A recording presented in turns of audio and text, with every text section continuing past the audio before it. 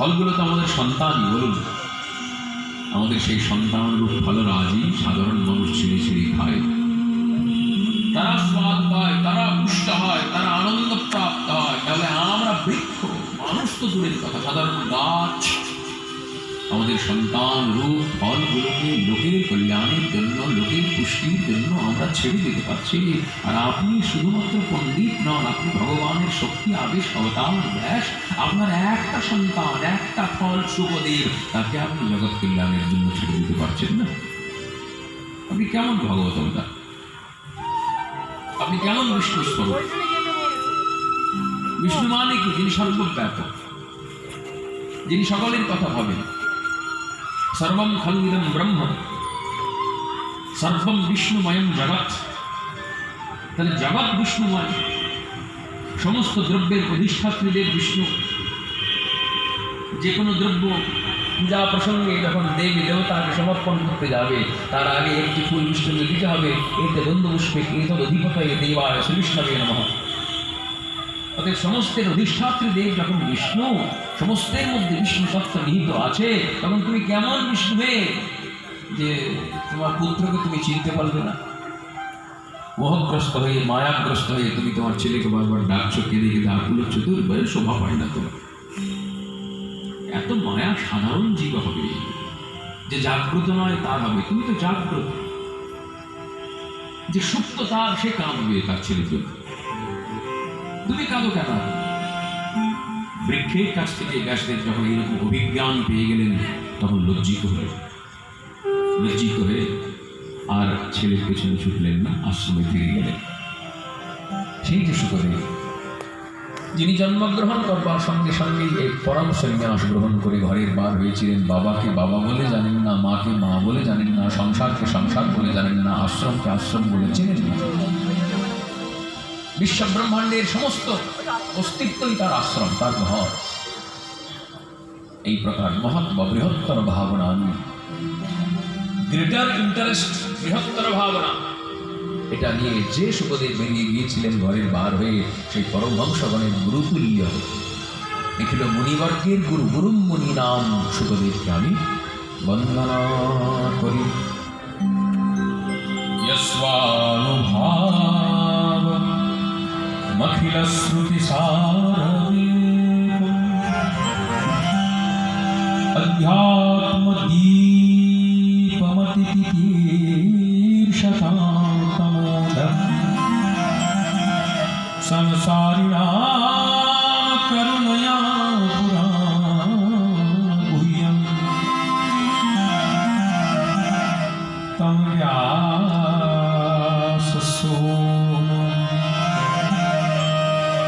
উপয়ামি গুরুম মুনিনা।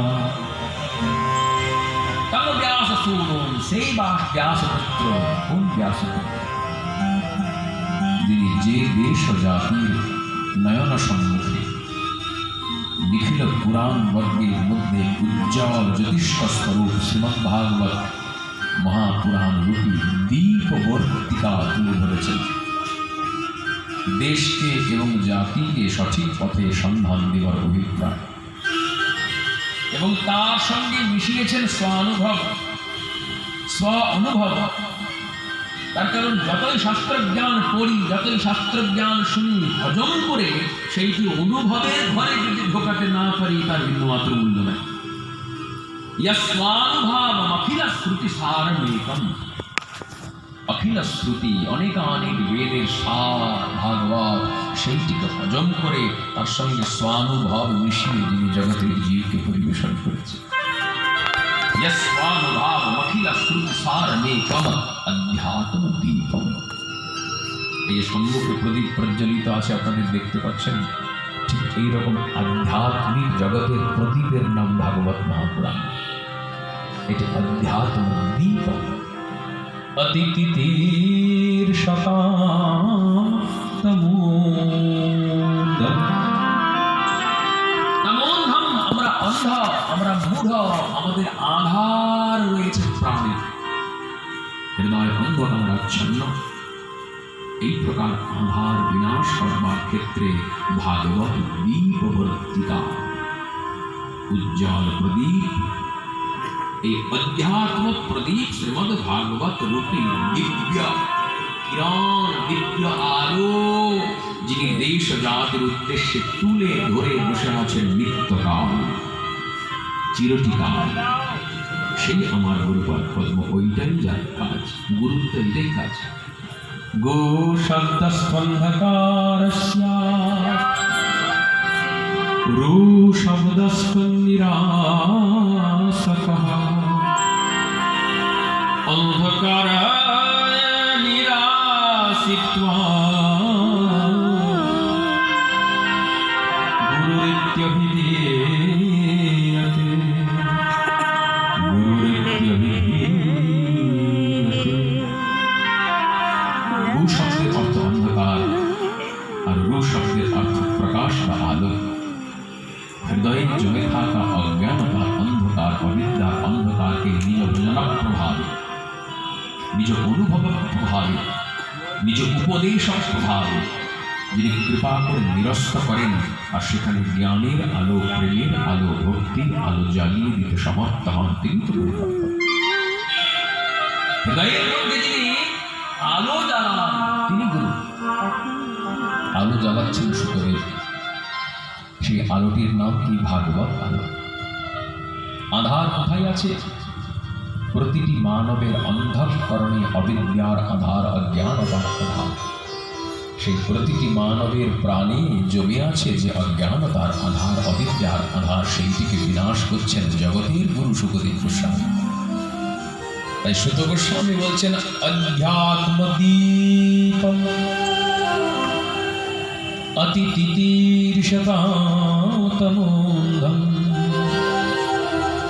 সংসারিণাম করুণায়াঃ পুরাণগুহ্যম তং ব্যাসসোনো উপয়ামি গুরু মুনীনাম। তং ব্যাসসোনো, সেই ব্যাসসোনো, সেই ব্যাসপুত্র। গুরু মুনি নাম, শুধু আমার গুরু নাম। যিনি গুরু হবেন তিনি সবার গুরু হবেন, এটাই নিয়ম। কিন্তু দুর্ভাগ্যের বিষয়, বর্তমান ভারতে তথা ভারতের বাইরে ছোট্ট ছোট্ট ক্ষুদ্র ক্ষুদ্র গুরুবাদ আমাদের গুরু তত্ত্ববাদকে নষ্ট করছে। এটা অনেক বড় কথা। মনে হবে আপাত দৃষ্টিতে অনেকের বিরুদ্ধাচরণ করছে, কিন্তু না, এটাই সত্য কথা।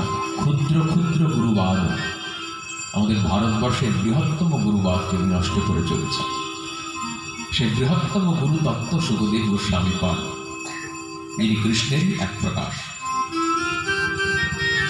জীবের বিস্তার লাগি নন্দসুত হরি ভুবনে প্রকাশ হন গুরুরূপ। শুকদেব এমন গুরুবাদ পদ্ম, কৃষ্ণেরই বহিঃপ্রকাশ, কৃষ্ণেরই আত্মপ্রকাশ। সুত গোস্বামী পাদ দুইটি শ্লোকেতে এইভাবে গুরুদেব শুকদেবের বন্দনা করবার পর তারপরে উত্তর প্রদান করতে শুরু করছেন। শুনুন সৌনক মুনি, আপনি প্রথমেই আমাকে জিজ্ঞাসা করেছেন প্রতিটি মানবের শ্রেয় কি করে লাভ হতে পারে, কি করে সর্বজীবের, সর্বমানবের পরম কল্যাণ সাধিত হতে পারে। শুনুন, আমি বলি, পুংসা মে সবই পুংসাম পরো ধর্মঃ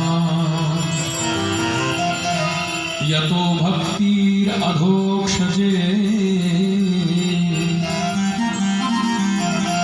अहैतुक्या प्रतिहता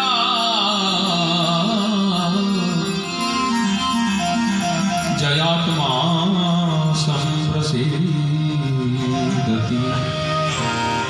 सबई पुंसां परो धर्म यतो भक्तिरधोक्षजे अहैतुक्या प्रतिहता जयात्मा संप्रसेदति। প্রতিটি মানুষের পরম মঙ্গল, পরম কল্যাণ তখনই হতে পারে যখন ভগবান অধোক সাজে, ভগবান গোবিন্দ সুন্দর এসে ভক্তি লাভ করে। ভক্তিটি কেমন হবে? বলছে অহৈতুকী এবং অপ্রতিহতা, যে ভক্তির পেছনে থাকবে না কোনো শর্ত, এবং যে ভক্তিটি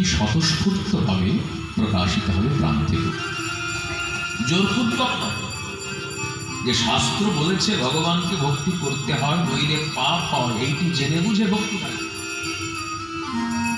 এইটি জেনে বুঝে যিনি ভক্তি করবেন তার ভক্তির থেকে ভয় থাকবে বেশি প্রাণী।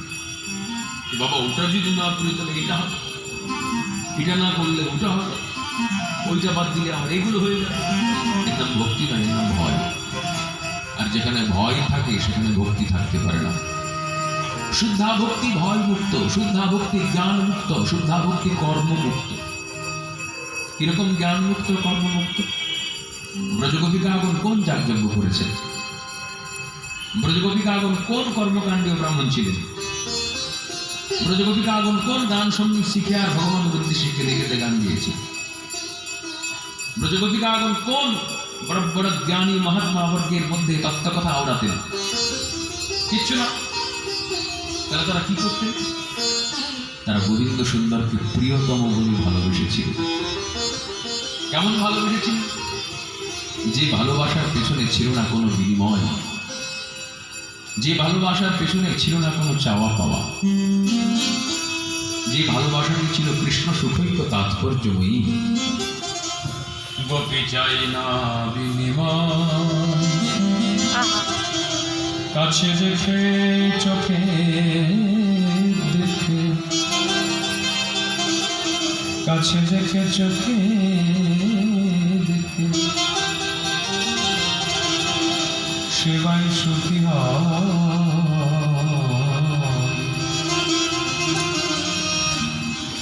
গোপী চাই না বিনিময়, চাই না বিনিময়,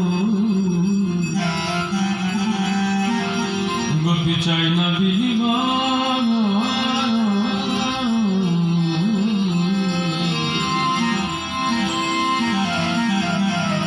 কাছে দেখে চোখে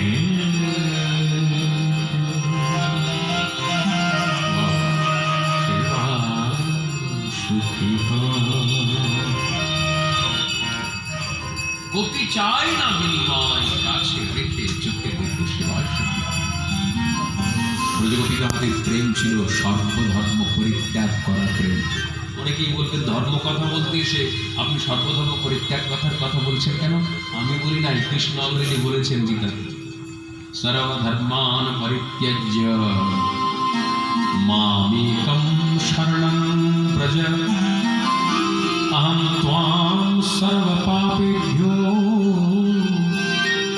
মোক্ষয়িষ্যামি মা শুচঃ। মা শুচঃ मतलब डोंट वरी, চিন্তা করো না। মা মানে না, শুচঃ মানে শোক করো না, বৃথা শোক করে বিলাও হায় হায় ওইটা আমার পাওয়ার ছিল, ওইটা আমি পেলাম না, তাই গালে হাত দিয়ে বসে বর্তমানটাকে নষ্ট করা।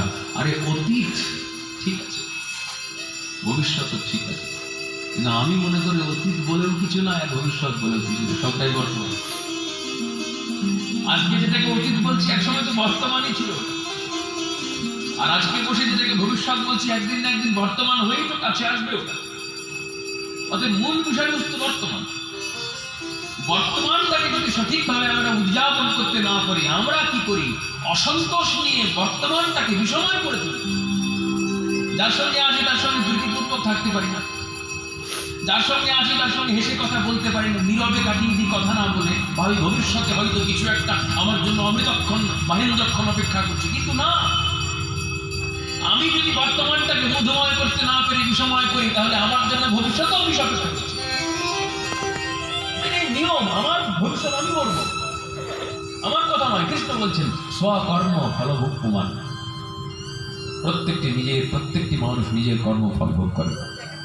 বলটা আমি দেয়ালে ছুটলাম, ব্রহ্মকে আমার নাকটাতে পড়বে না, নাকটাতে ফাটবে। আমি যদি বলি লোক ফিটে গেল, কেউ ছুড়ে দিল বলটা, রে আরে লোকে ছুড়লো নাকি, তুমি তো নিজেই ছুঁড়েছিলে বলটা। বলটা ছুঁড়ে তোমার নাকি তো ব্রক খেলো ভাই, লোকের দোষ দিয়ে কোনো লাভ নেই। আমি সখাত শরীরে ডুবে পড়ি সামা, দোষ করো না, কারো দোষ নয়, দোষ কারো নয় তোমার, দোষ কারো নয় তোমার।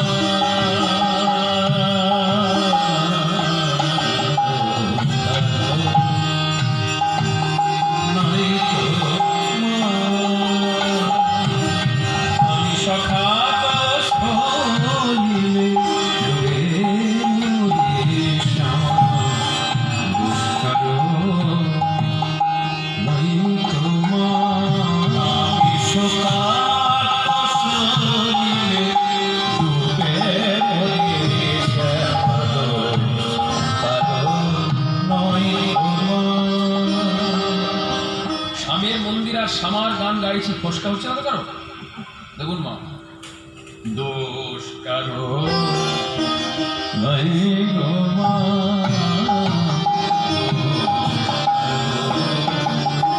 নাই গো মা। এই হচ্ছে পরিস্থিতি। স্বকর্ম ফলভোগ কুমান, প্রতিটি মানুষ নিজের কর্মফল ভোগ করে।